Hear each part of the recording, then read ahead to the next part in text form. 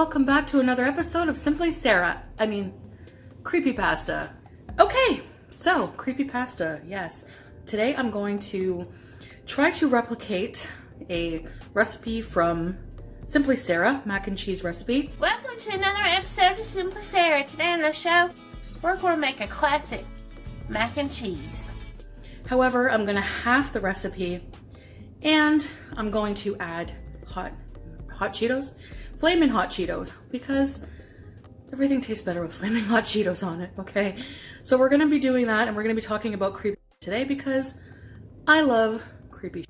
So if you love creepy and you love pasta, you're going to like my creepy pasta series. Speaking of, I'm using elbow macaroni that has fiber because this mac and cheese has a lot of cheese. So if you ever want to be able to, again, fiber smart. That's why they call it smart macaroni. All right, so I guess without further ado, guys, let's get to. All right, guys, so first step is melting. I melted 3 tablespoons of butter and I added 2 tablespoons of flour to make a roux. So we're going to just whisk that around and let it cook for about a minute until the raw flour taste is gone.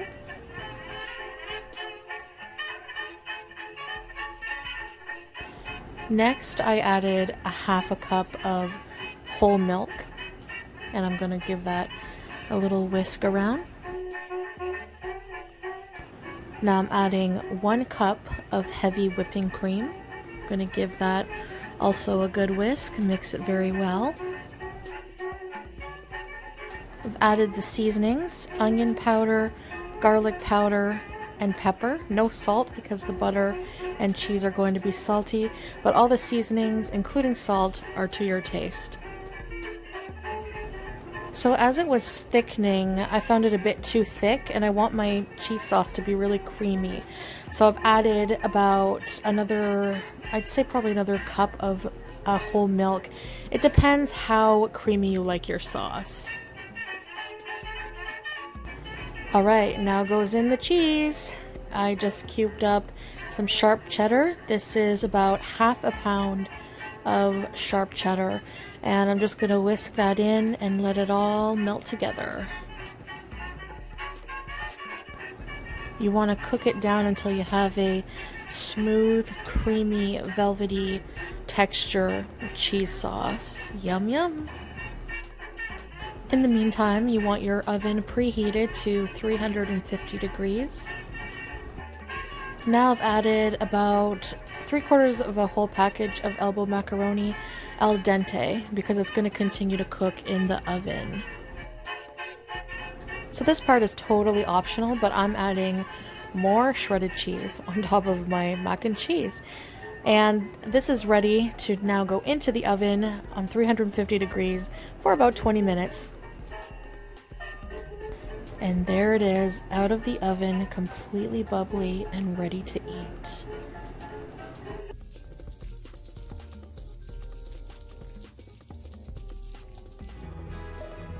You can see how creamy it is. So there you have it. Mac and cheese my way. Whew. Creepy pasta, start with a creepy thumbnail opening.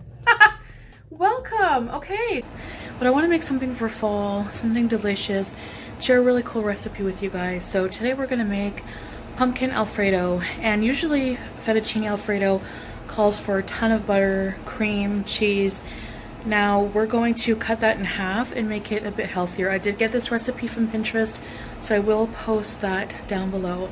So if you're watching, thank you for watching, and let's get to. Alright, so for this recipe you're going to need the following ingredients. So minced garlic, you can use fresh if you like. Some black pepper and salt to taste. You want to use pure pumpkin puree. Make sure you're not using the pumpkin pie filling. Some half and half. Some Parmesan cheese. I would use a good quality, but you can use any kind of your choice. And some ground sage. And this recipe calls for 1 pound of fettuccine. I'm going to weigh it out. And actually, the recipe calls for ground nutmeg. You can add that if you like. I prefer the flavor of sage when it comes to anything pumpkin or squashy with pasta. So that's what I'm going to use. So yeah. I forgot to say that you're also going to need butter, preferably unsalted, but if all you have is salted, just watch the salt you add to your overall meal. I have a pot of water boiling. I do not salt my water for pasta. I know for some people that will be blasphemous, but I just try to cut the salt where I can. So we're going to add the pasta, and I'm going to cook this first because I'm going to use this same pot to cook the sauce in. Now you want to reserve 1 cup of the pasta liquid after it's done cooking to add to your sauce to thin it out if you need to. So this is my trusty scale from Amazon Basics. Now this is about 2 pounds of pasta for this entire package. So I'm going to use half of that. So this is not really in steps, but what I did was I added the butter with the garlic, let that cook for about 1.5 minutes to 2 minutes. Then added all the rest of the ingredients. Now I'm going to let it simmer over medium-high heat for a few minutes until it thickens, and then we'll be on to the next step. Alright, and then you add your whole thing of noodles and mix it in with the sauce. And here you go. I have this cute pumpkin plate from Pier 1. I'm going to eat this with some salad greens, so let's eat. Hey guys, hey guys, hey. Hey guys, welcome. So today I'm just gonna do a cook with me part. I'm gonna make a spaghetti sauce, and then we're gonna mukbang. Peetz and I are gonna mukbang our creation. Now when it comes to spaghetti, I never make the same recipe twice. I kind of just like improvise with the ingredients I have. Like today I'm adding bell pepper, which I never do. Gonna be using some different ingredients than normal. So, all right, so let's get to. All right, guys, so I'm gonna be making, using this pot, some extra virgin olive oil. No, I don't need that because this meat is medium, so it might have it, well, I don't want it to stick, so I'm just gonna add a little bit. I'm gonna drain it after anyway. So I'm just gonna add a bit here, a splash. I'm gonna get the pan nice and hot. I'm still learning how to use my new stove over medium-high heat. So I'll put that on medium, right between the 4 and the 5 here. And we'll let that heat up. And I'm using 2 packages of medium ground beef. That's all they had left. We went shopping a bit later today. So I'm gonna let that heat up. I think it's nice and hot. I put my hand just above to see if there's heat radiating there. Sorry, my face is cut off, but all right, just gonna, my hands are very clean, believe it or not. All right, and actually I'm just gonna use 1 package today because this, I think, will be enough. I'm going to freeze the other one. Washing my hands. I'm going to add a little bit of salt, some black pepper,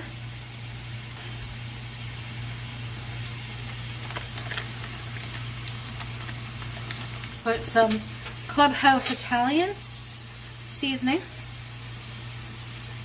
some garlic powder.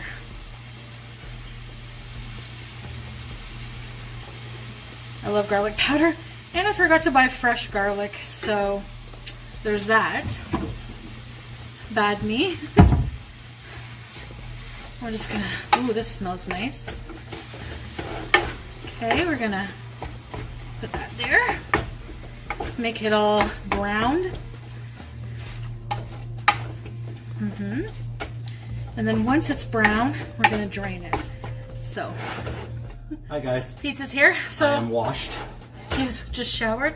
And I have drained the browned ground beef. And it smells very good. So now I have about 1/4 of a yellow and red bell pepper and a medium-sized yellow onion. So what we're going to do is just cook that in there. with the ground meat for a few minutes. And the onion didn't chop up properly.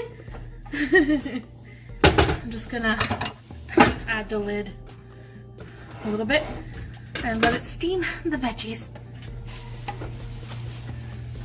Just gonna let them cook a little bit more. Chef Foodie Beauty. You guys should see all the boxes we have here. We have to take out huge boxes because things are still coming in that we've ordered, and the cats are just having a field day.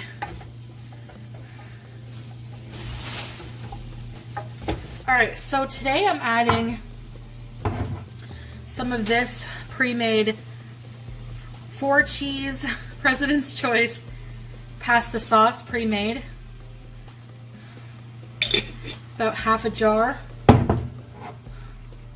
Some Campbell's tomato soup. Maybe the whole can of that. The reason I'm adding that is because sometimes to offset the acidity in spaghetti sauce, people use sugar. This has sugar. So, and I like a little bit of richness and color. So I'm gonna add some tomato paste. Just a small bit here. Small can of that. I know a spoon would work well, but so does a knife. Also, about half a can of water.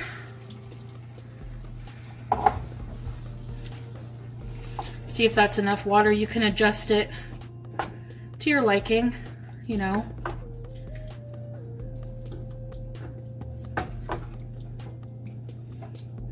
Smells good. We've been craving a spaghetti dinner, so that's what we are having.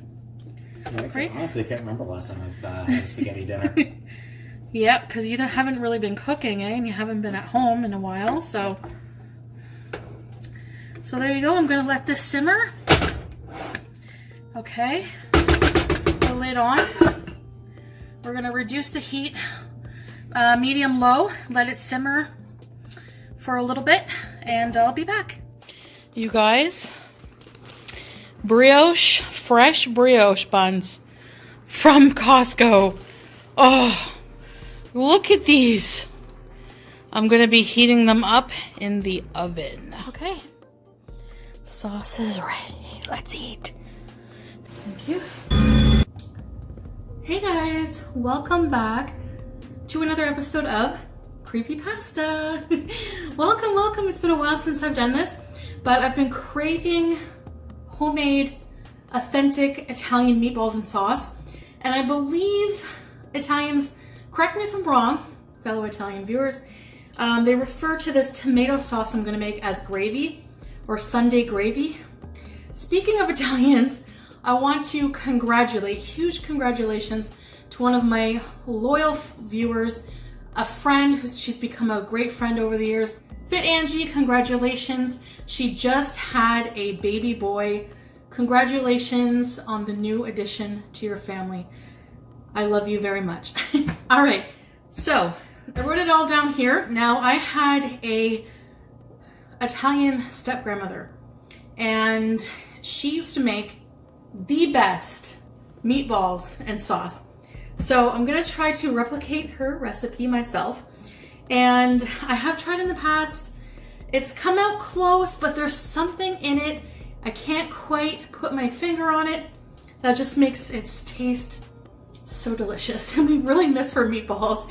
All right, so for the sauce, we're gonna start with the sauce because it needs to simmer for about 2 hours altogether with the meatballs in. I think this will need to simmer. We're gonna simmer it while we cook the meatballs anyway, okay? So what you need is 1 medium diced yellow onion. All right, 2 796 milliliter cans of whole peeled tomatoes, Italian tomatoes. I prefer San Marzano. I don't know if these are San Marzano, but it just says product of Italy. They're Farm Boy brand. So if you want to double the recipe, you can. I'm splitting the recipe, the original recipe in half. That's why I say that. You're gonna need, so I crushed these by hand. And you can use a blender, of course. So you're gonna need, I'm gonna use half of this tube, which is 3 ounces of tomato paste. And then you're gonna need a 1/4 cup of olive oil, 1 teaspoon of salt. I'm using Himalayan pink salt, half a teaspoon of black pepper, and half a teaspoon of white sugar. All right, now you can use a sweetener substitute. Sure, that would work fine. Okay, so let me show you. Let's get to it. All right, so now I'm just going to cook the onions for a couple minutes, just until they're translucent, but not brown, in the olive oil. Now we're gonna add the tomato paste and cook it in the oil until it becomes a darker red color. So just spread it around the bottom of the pan and let it cook in the oil for a few minutes. Now see how it's becoming a darker red, and it's also turning the olive oil red. I made a mess, but I've added in my salt, sugar, pepper, and my tomatoes, crushed tomatoes. Gonna give it a good stir. And then I'm going to put the lid mostly on, leave it open a little bit, and put it on lower heat. Probably even lower than that, so that it can simmer while the meatballs are cooking and it doesn't burn. All right, now let's move on to the meatballs. Okay guys, I've added all the ingredients for the meatballs. So in this bowl here, we have 1/2 pound each of ground pork and ground beef, 3/4 cup of breadcrumbs, 1/4 cup of parsley minced, 1/2 cup of Reggiano cheese. I used 1 large egg. I will see if that's enough. If not, I will add a second egg, depending how moist the mixture is. 3 cloves of garlic pasted. So I just used the back of my knife and pressed down until it was a paste. 1.5 teaspoons of salt, 1/2 teaspoon of black pepper. So let's mix this up. All right. So this made 6 pretty big size meatballs. They cover the palm of your hand pretty much. I like the bigger size meatballs. So we're gonna put these in the oven. I have my oven preheated to 350 degrees until they're nice and golden brown.